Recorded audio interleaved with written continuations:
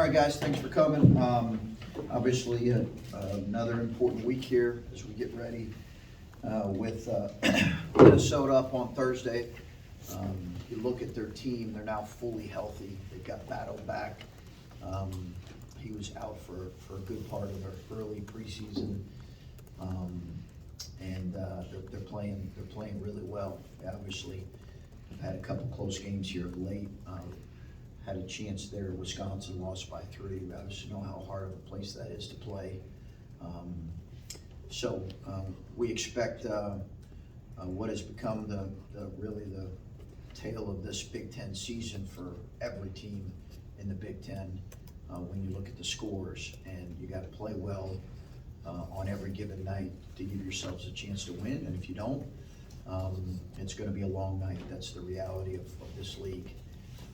And we know that'll be the case on Thursday. So as far as Zed's concerned, I spoke about it on the radio show. No updates on Zed outside of he's making regular progress in regards to his shoulder. Sean obviously played yesterday with a bit of an ankle issue that happened in the Purdue game when one of the players came under his foot. We expect him to kind of continue to progress. Outside of that, I don't really have any injury updates.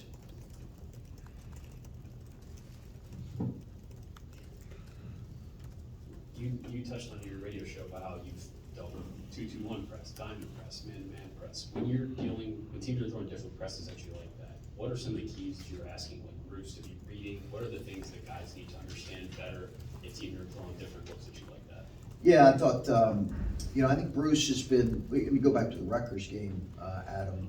We saw a diamond, we saw a 2-2-1, we saw a 3-quarter court, and Bruce was phenomenal at attacking. As a matter of fact, they had to come out of it because of how well we attacked it in the Rutgers game. I mean, we had great success at attacking that. I think, and they're as good at any team at doing it in the league. North Carolina, we struggled in the second half, obviously late against Purdue. Yesterday, I thought we were fine. I wish we could have, I think we could have been more aggressive with it, but outside of the second half, I thought in Bruce's, a couple plays there. Outside of that, we did a really good job attacking it, did a good job for the most part getting it beyond the half court. I just think there were a couple more times where we could have attacked it. We didn't. I know I asked you after the game about Bruce and just kind of his last couple of games. His assists and turnovers and things are still about the same as they were prior to the last 2 games. His shooting has gone down the last couple of games. Are teams forcing him into different types of shots, or is he taking different shots, or is he just missing? I don't know. I think we've got to look at it. I don't know that they're forcing him in any different shots, and I don't even know that it's fatigue. I think in a lot of cases, this is what we've talked about, is there are going to be ebbs and flows to our freshmen and how they play. That's just the reality of playing and relying on freshmen. There's going to be some highs and there's going to be some lows, and that's going to be consistent with kind of what I've said from the beginning. And I think Bruce has experienced that. He's got to work through this, and I know he will. He's a phenomenal worker and a terrific kid. I know he will. Coach, I know you said on the radio that you don't necessarily attribute some of what went wrong on Sunday to Zed Key not being in the game, but I wonder if you maybe felt his absence a little bit more, especially given that Felix was in foul trouble and where those areas kind of showed. Yeah, I think where I sensed it the most is when we played a team, and I've competed against Kevin's team a number of times, both at Butler and then last year at Seton Hall. I think when we played against a team like that changes their defenses, and I think the ability to kind of play through him and him to play with his physicality, with his back to the basket and his rebounding certainly would have helped defensively too. We certainly still could have lost with a fully healthy Zed. I don't want to attribute it all to that by any stretch, and Maryland deserves credit. But if you said, hey, what are the specific areas? It was the lack of physicality in the paint that he provides. Certainly the offensive and defensive rebounding that I think we missed with him. And just, Zed's ability to get guys in foul trouble, because of how physical he is in the low post. You know, we don't have another guy like that. That's not Felix's game right now. It's just a different post player. I think, you know, it's a learning experience for Felix. You know, his last 2 fouls of the first half were, I think, legitimate fouls. His first one, you know, I have some argument about, but he's just got to learn in this particular situation. The last foul, he needed to let go because we needed him in the game.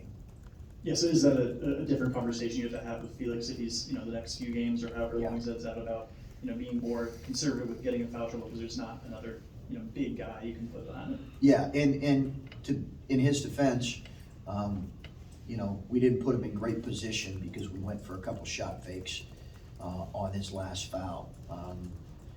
Perimeter guys, we just need to be better with that. But it is a conversation we had with him going into the game. It's a conversation we'll continue to have because his value right now is he needs to be able to give us 20 to 25 good minutes because his size and length is so valuable. Chris, there's a phrase that you've had several players use over the years, win the first 4-minute war. I know EJ used to say it a lot. Years back, Jay Sean used to say it about coming out strong for the first 4 minutes of the second half.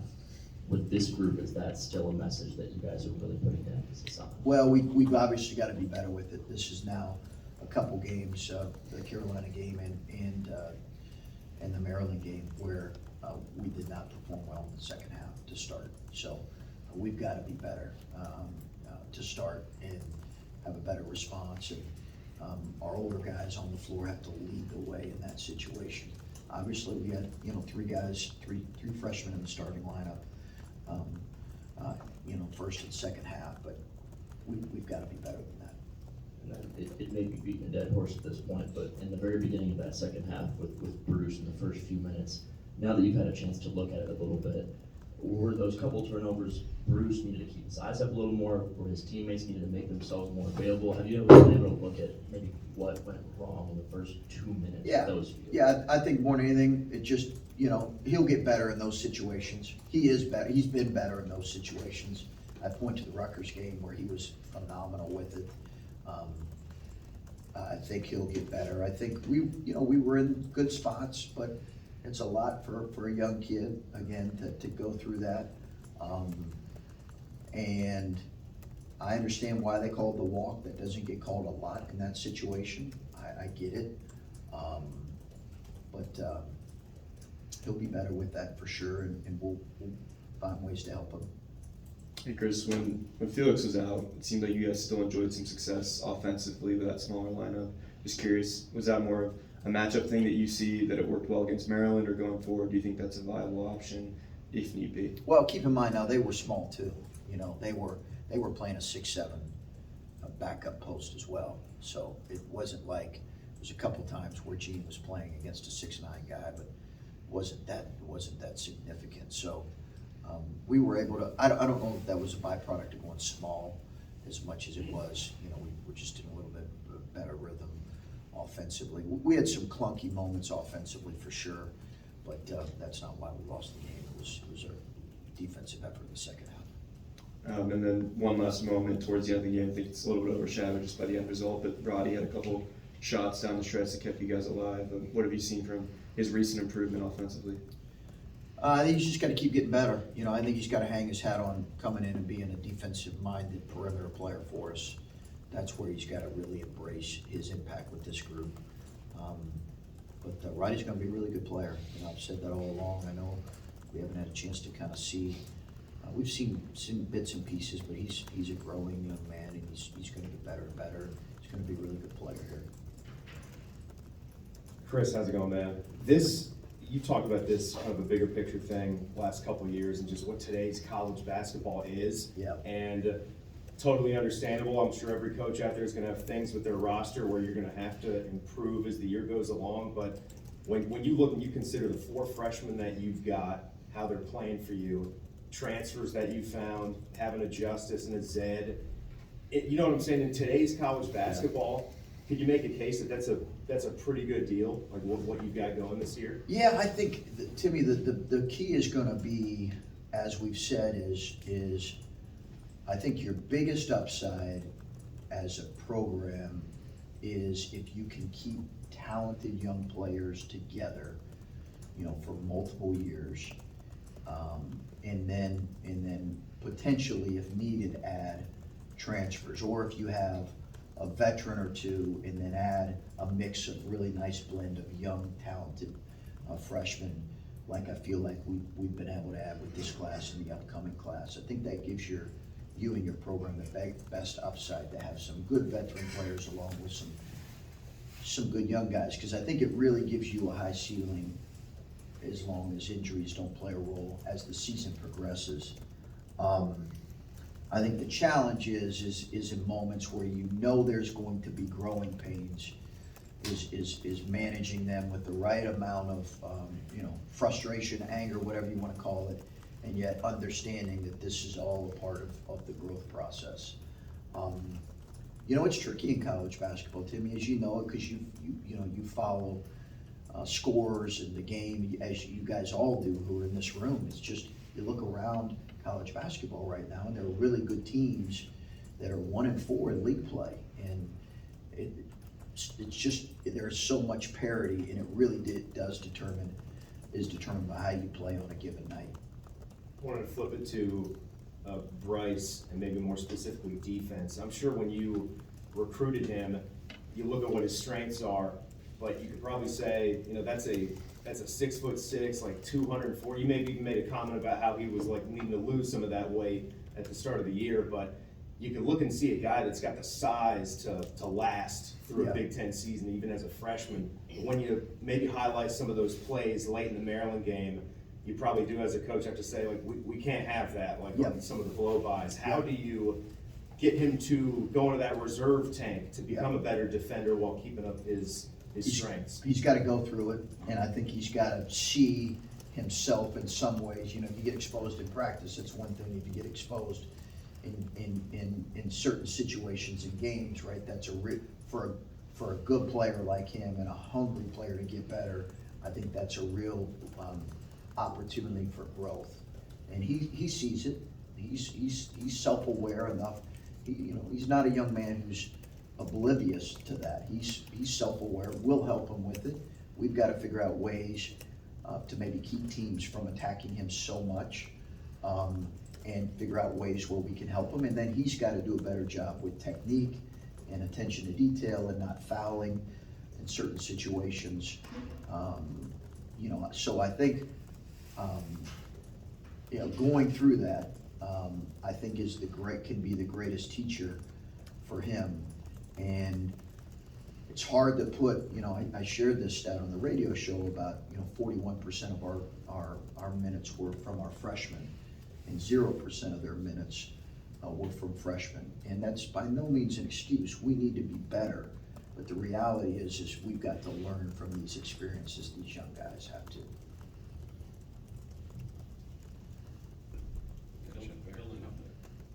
Go ahead.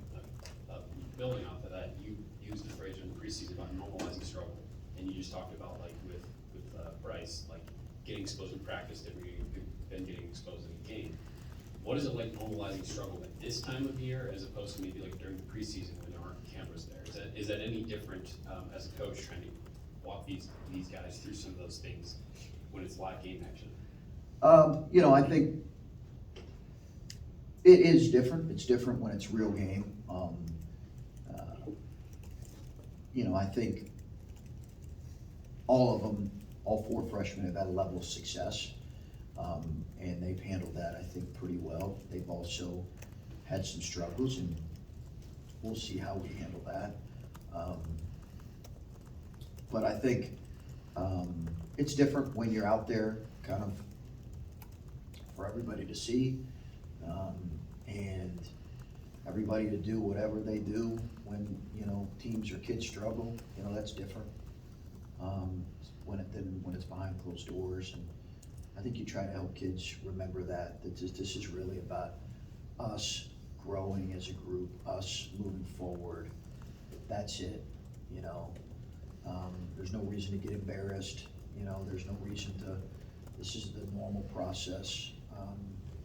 And I think that's all part of it. I wanted to ask you too about Ice and the last couple, getting him back and how his role maybe seems to be kind of growing again. I mean, I know he had to get his leg back underneath and things like that, but when you have a guy like that who's so crucial to what you do, he takes some time away and he comes back, how is his role kind of evolving, now that he is back with you guys full time, and what can he give you going forward? I think he's in a really good mindset right now, just willing to help with whatever role's been asked of him. He's not really requested anything other than coach, whatever you need me to do. Isaac wants to be a college coach. He understands kind of what that looks like, and I think he's in a place where he's like, whatever is needed, whether it's another ball handler or a defensive-minded guy, I'm ready to go for that. Finish off with Connor. In the second half, I think there's a 4 or 5 minute stretch where you had Isaac, you had Tanner, Roddy, Gino on the floor. Obviously, it might not be your ideal offensive lineup, but it looked like they were bringing a lot of energy on defense and getting consecutive stops, which you guys needed. In the moment when you're still down by several points, what's the decision-making like of how long do you run with that lineup that's getting stops while you have maybe Justice and Bryce on the bench? You kind of give up this for that, but those guys are getting stops. Yeah, we went stretches there where we couldn't stop them. We couldn't keep the ball out of the paint. We were not defending with the amount of detail or effort that we needed to. I think that group provided some life and some energy to us. It's a balance right now for us as a group because we do need to have an offensive group out there at times, or at least a blend, but that group was providing some energy to us defensively that we needed. And then we were able to add an offensive guy or two to complement that to, I think, get it to a possession game. But just, collectively, we need to be better. We obviously need to simplify things a little bit for this group that's playing without Zed, and that's what we're trying to do in the coming days and preparing for this week. All right. Thanks, Chris. Thanks.